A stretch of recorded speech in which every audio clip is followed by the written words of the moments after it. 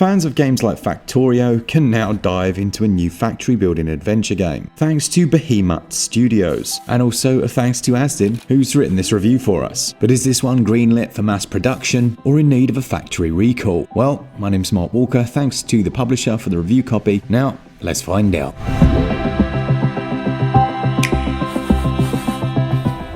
Visualize an unforeseen situation where a protagonist is stranded on a foreign planet following his escape pod's catastrophic crash. While exploring this unfamiliar terrain, he comes across other survivors, and in collaboration with his dependable bots, he must come up with innovative strategies to build crucial equipment to help him survey this uncharted place.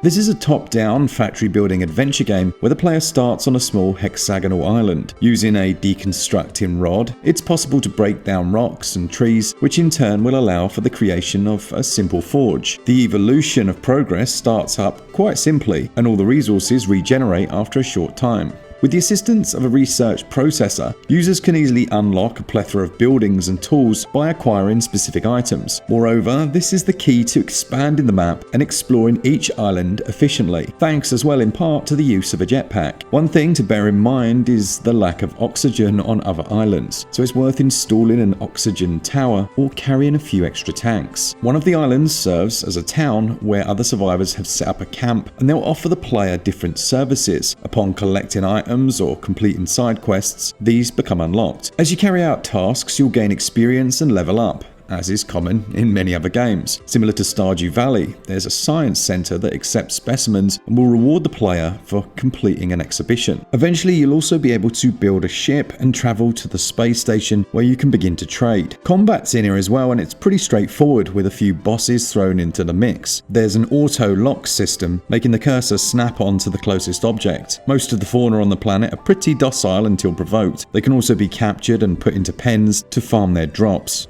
These are needed to make the more complex materials later on. The game does allow for a pacifist run, particularly when facing a boss. You can either jump into their lair, guns a-blazing, or offer a specific item at their altar. Being a big fan of games like The Survivalist, I was rapidly hooked on the automation mechanic. You'll be able to build 3 different types of mechs: gatherers, logistics, and defensive bots. These can be programmed to carry out specific tasks, and once you get the hang of the controls and commands, they'll relieve you of the more mundane duties. This sentiment is galvanized when unlocking the transporter arms that transport items from one island to another. The possibilities and applications are pretty endless, and it's great when games let the player explore and experiment. There's an achievement system that rewards the players with different skins, and I can already see many of you putting in the hours to collect them all. They've also stuck in a cheat code system, if that's something you're into. What I will say is this title is really addictive. The controls are pretty tight. Items can be swapped in the menus with a button press, and you can set your character to auto-collect scattered items just as easily. Games of this genre tend to cater to PC due to their many controls, but the developers taken great care to make the experience as seamless as possible on the Nintendo Switch, thanks to the button prompts on the screen. Now, I played version 1.0.0 and really enjoyed my experience. It's the kind of game that one can easily sink hours and hours into, and each experience feels unique. Unfortunately, I encountered a few crashes, and on one occasion, this happened during the game's auto save feature, meaning that it corrupted my save file and it wouldn't load. The developer's been made aware and should have a patch ready by the time this review goes live. Needless to say though, it was really disappointing. After losing 110 of the in-game days, I was so frustrated. But the game is so good, particularly when you consider that I restarted from the beginning and still managed to enjoy that time. Gameplay and controls score 18 out of 20 each. The pixelated alien world is colourful and vivid. The frame rate is stable enough with minor drops when the game auto-saves, but you can bring the frame rate down quite considerably with a very busy area. The NPCs have beautiful cartoon profiles, and the font size is pretty decent. Sadly, the score for the performance is taking a hit on a few fronts, particularly though due to those aforementioned crashes. The audio's nice, but the song would sometimes stop playing randomly. The sound effects are fitting, but I found that the music could get a tad repetitive. As it stands, visuals and performance, they currently score 10 out of 20. Sound and audio score 15 out of 20.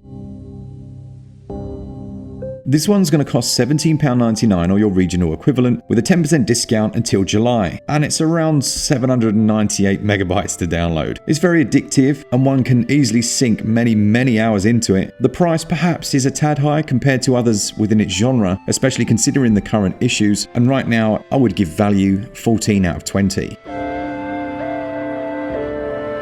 Novalands combines all the best elements of both farming simulators and factory building genres, with the occasional hiccup presented in a colourful pixelated style. Even with my own unfortunate experience, I've spent countless hours perfecting my production lines and gathering materials. I'd love to see the developer expand on it with future content, as it's a great place to start. I definitely recommend this to fans and also those just curious, but maybe wait for it to appear in an all patched up episode first, or check the top pinned comment to see what version it's on, bearing in mind it's currently 1.0.0.